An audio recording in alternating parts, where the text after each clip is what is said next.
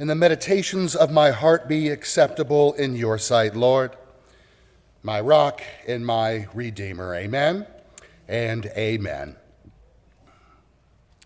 Well, Lori brings her warmest welcome and says hi to everyone. Lori is in quarantine now because she's having surgery this coming Tuesday for a hernia and some other matters. So she passes on a hello. She'll have two different surgeons, and both demanded she be COVID tested, which she was, and she's fine, but must remain in quarantine. Well, I want to begin this morning by telling you about a father who was sitting on the floor with his three boys getting ready for bedtime prayers.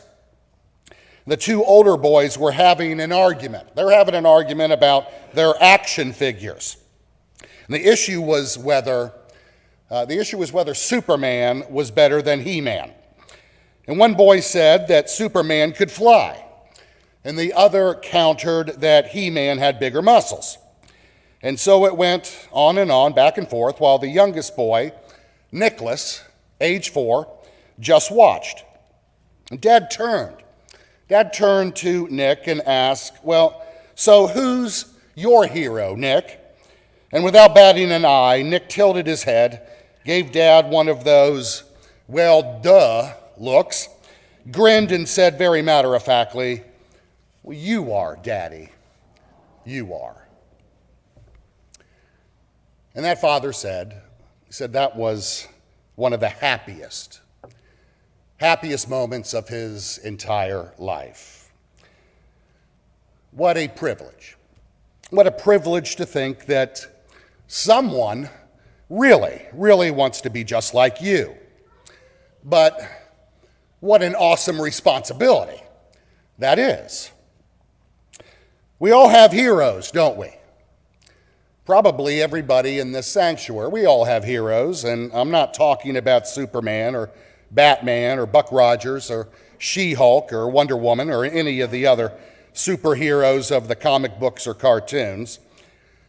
And I'm not talking about the characters portrayed by John Wayne, Randolph Scott, Vin Diesel, Sigourney Weaver, Tom Cruise, Bruce Willis, or any other Hollywood heroes.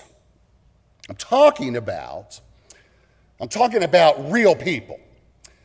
Real people who have influenced us, and those people whose lives and their accomplishments have impacted us in such a way as to give us hope. Now, you see, we all have heroes. Those people who have, again, influenced us on a deeper level, either with their lives or what they have done with their lives. And of course, you were reminded of 29 of them just minutes ago. There's a part of them. There's a part of them that lives in us. In fact, one might say drives who we are. Their story has become part of our story. Now, I'll bet you can't name the last 5 lottery winners, but I do bet that you can tell me the names of 5 teachers who influenced your life and your career choice. I'll bet you can't tell me much about the life of Hollywood's best actors and actresses other than what you happen to read in tabloids waiting to check out at the grocery store. But I bet you can tell me story after story after story about your favorite relatives. Why? Why? Well, because those stories have become part of your story and an integral part of who you are. Now, Apostle Paul understood well the importance of both heroes and stories in the life of our faith. And that's what he's writing about. That's precisely what he's writing about in this morning's passage that Randy shared with us from Hebrews. And I do highly recommend that you go back and read the entire chapter of Hebrews 11, as I decided to give Randy a break and not have him have to read the entire chapter to us this morning. Go back and read this afternoon over a cup of coffee. Read that entire chapter. Paul lists many of the heroes of the faith. What he's talking about. The heroes of the faith, and briefly tells their stories. By virtue of being in the Bible, they're part of our story. They're a part of who we are. We take them and their stories wherever we go.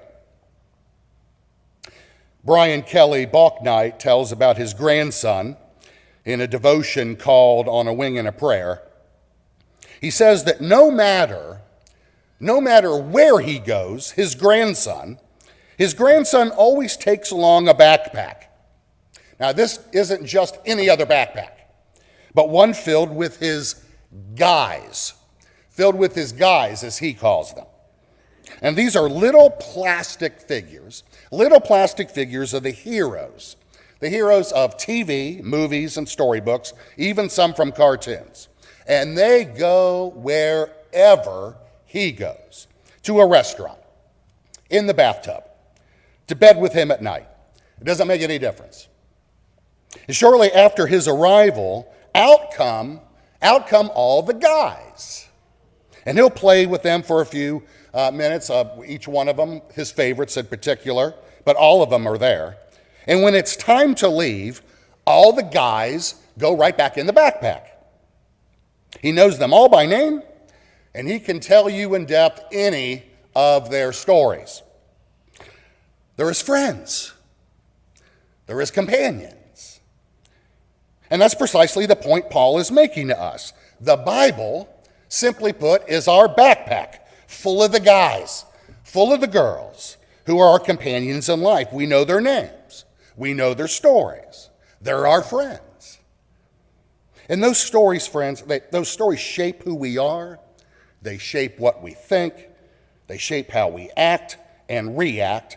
But most importantly, how we view and how we interact with God.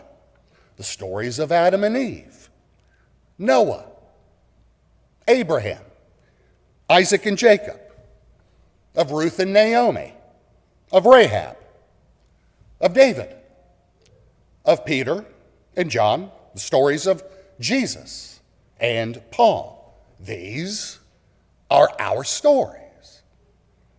These are stories of our faith. The stories that have influenced our stories and made us who we are in the faith. They're stories, their stories of faith, of failure, and forgiveness, of strength, and valor, of tenacity, of passion, and compassion. They fuel our stories. They remind us who we are, and in particular, whose we are, and of God's great love for us. They are our heroes of the faith.